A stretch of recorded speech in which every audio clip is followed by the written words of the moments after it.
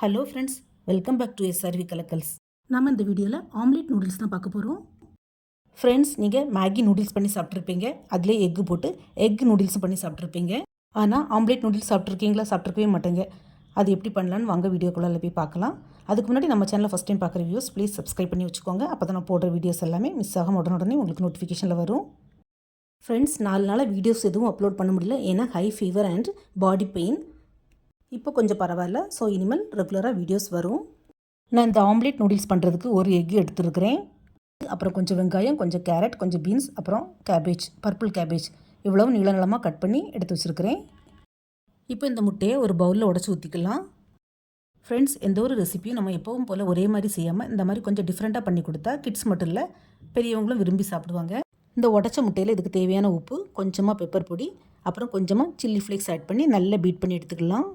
Friends, நார்மலாகவே egg omelette பண்ணுறதுக்கு ஒரு டிப்ஸ் என்னென்னா, ஒரு டீஸ்பூன் பால் ஆட் பண்ணால் நல்லா சாஃப்டாகவும் இருக்கும். அதே நேரம் நமக்கு எக்கோட குவான்டிட்டியும் கொஞ்சம் கூடுதலாக கிடைக்கும். ஆனால் பால் ஆட் பண்ணி ஆம்லேட் பண்ணும்போது பாலோட அளவு கூடிடுச்சுன்னா நமக்கு ஆம்லேட் ரவுண்டாக கிடைக்காது. ஸோ அதை மட்டும் கேர்ஃபுல்லாக பார்த்துங்க ஃப்ரெண்ட்ஸ். இப்போ கேஸ் ஸ்டவ்வில் ஒரு கடாய் அல்லது பேன் வச்சு அதில் கொஞ்சமாக ஆயில் ஊற்றிக்கலாம். எண்ணெய் சூடானதும் அதில் நம்ம பீட் பண்ணி வச்சுருந்த முட்டையை சேர்த்துக்கலாம். ஃப்ரெண்ட்ஸ், இந்த ஆம்லேட் நூடுல்ஸ்க்கு ஆம்லேட் பண்ணுறதுக்கு இந்த மாதிரி ஒரு கடாய் அல்லது பேன் எடுத்துக்கிட்டால் நமக்கு ஆம்லேட்டும் நல்ல சர்க்கிளாகவும் கிடைக்கும். அதே நேரம் ஆம்லேட் நல்ல திக்காகவும் கிடைக்கும். நார்மல் தோசைக்கல்லையும் பண்ணலாம். ஆனால் நமக்கு அதில் ஆம்லேட் கொஞ்சம் தின்னாக தான் கிடைக்கும். ஸோ கட் பண்ணும்போது எக்கு உடைய சான்ஸ் இருக்குது. ஆம்லேட் ஒரு சைடில் நல்லா வெந்ததும் ஃப்ளிப் பண்ணிக்கலாம். 2 சைடில் ஆம்லேட் நல்லா வெந்ததும் அதை எடுத்து தனியாக ஒரு பிளேட்டில் வச்சுக்கலாம். ஃப்ரெண்ட்ஸ், இந்த ஆம்லேட் நூடுல்ஸ் பண்ணுறதுக்கு ஒரு எக்கே போதும். பட் நான் இன்றைக்கி 2 முட்டை வச்சு பண்ணுறேன். ஏன்னா எங்கள் வீட்டில் பசங்களுக்கு ரொம்பவே பிடிக்கும், அதனால தான். ஸோ அடுத்த முட்டையும் இதே மாதிரி நல்லா மிக்ஸ் பண்ணி எடுத்துக்கலாம். கல் சூடானதும் ஆம்லேட் பண்ண மாதிரி இதையும் போட்டு எடுத்துக்கலாம். இந்த ஆம்லேட் பண்ணும்போது எக்கும் உடஞ்சிடக்கூடாது, அதே நேரம் ரொம்பவும் தின்னாக இருந்துடக்கூடாது. ஃப்ரெண்ட்ஸ், நீங்கள் நிறைய பேருக்கு பண்ணுறதா இருந்தால் கூட 2 முட்டை ஆட் பண்ணி கூட பண்ணிக்கலாம். இந்த ஆம்லேட் நூடுல்ஸ் பண்ணுறது ரொம்பவே ஈஸி. ஸோ ஃபஸ்ட் ட்ரையிலே நமக்கு நல்லா வந்துடும். அதனால் நீங்கள் பயப்படாமல் கூட கொஞ்சமாக போட்டு பண்ணலாம். ஆம்லேட்டை இந்த மாதிரி நீளமாக ஸ்ட்ரைப்ஸ் மாதிரி கட் பண்ணி எடுத்துக்கலாம். கட் பண்ணுற ஒவ்வொரு பீஸும் கொஞ்சம் தின்னாக இருக்கும்படி பார்த்துக்கிடுங்க ஃப்ரெண்ட்ஸ்.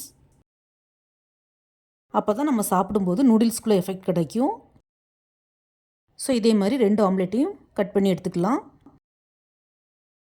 இதே மாதிரி 2 ஆம்லேட்டையும் உடையாமல் பீஸ் போட்டு எடுத்துக்கலாம்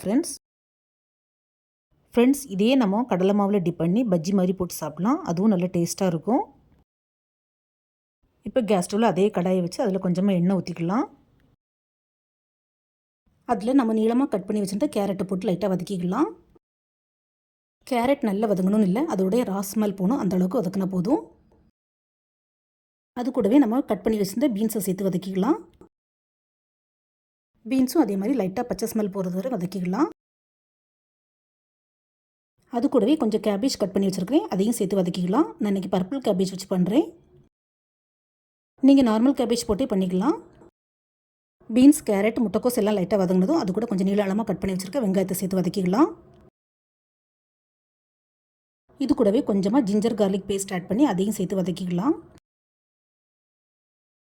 இது லைட்டாக வதங்கினதும் இது கூட இதுக்கு தேவையான கொஞ்சமாக பெப்பர் பொடி ஆட் பண்ணிக்கலாம். பெப்பர் பொடியும் கொஞ்சம் உப்பும் ஆட் பண்ணி லைட்டாக வதக்கி எடுத்துக்கலாம்.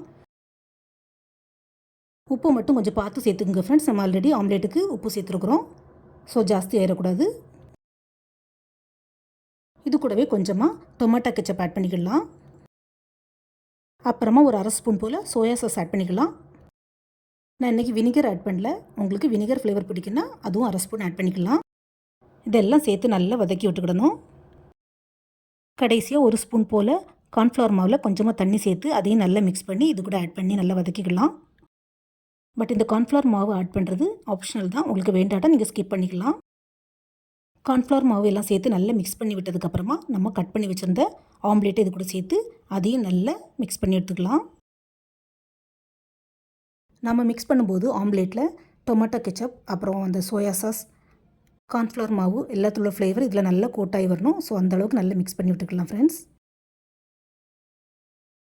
நார்மலாகவே நூடுல்ஸ்னால் கிட்ஸுக்கு எல்லாருக்கும் ரொம்பவே பிடிக்கும். அதுலேயும் எக் நூடுல்ஸ்னால் கேட்கவே வேண்டாம். ஆனால் நம்ம இன்றைக்கி ஆம்லேட் நூடுல்ஸ் பண்ணியிருக்கிறோம். ஸோ இது கண்டிப்பாக கிட்ஸுக்கு மட்டும் இல்லை, பெரியவங்களுக்கும் பிடிக்கும். நீங்களும் மறக்காமல் ட்ரை பண்ணி பாருங்கள் ஃப்ரெண்ட்ஸ். ஆம்லேட் சேர்த்து நல்லா மிக்ஸ் பண்ணதுக்கப்புறமா கடைசியாக கொஞ்சம் ஸ்ப்ரிங் ஆனியன் சேர்த்து அதையும் நல்லா மிக்ஸ் பண்ணி விட்டுக்கலாம். ஸ்ப்ரிங் ஆனியனில் உள்ள க்ரீன் போர்ஷன் நான் போடலை, உள்ள இன்னர் போர்ஷன் ஒயிட் பார்ட் மட்டும் தான் நான் ஆட் பண்ணியிருக்கிறேன். இப்போ நல்லா மிக்ஸ் பண்ணி விட்டுட்டு சர்வ் பண்ண வேண்டியதான் ஃப்ரெண்ட்ஸ். சுட சுட சாப்பிட்டா அவ்வளோ டேஸ்ட்டாக இருக்கும். ஃப்ரெண்ட்ஸ், நீங்கள் இந்த ஆம்லேட் நூடுல்ஸை கிட்ஸுக்கு லஞ்ச் பாக்ஸு கூட ட்ரை பண்ணலாம். இந்த ஆம்லேட் நூடுல்ஸ் நார்மல் நூடுல்ஸ் மாதிரி சீக்கிரமாக ட்ரை ஆகவும் செய்யாது. அதே நேரம் பசங்களுக்கு வயிறும் நல்லா நிறையும்.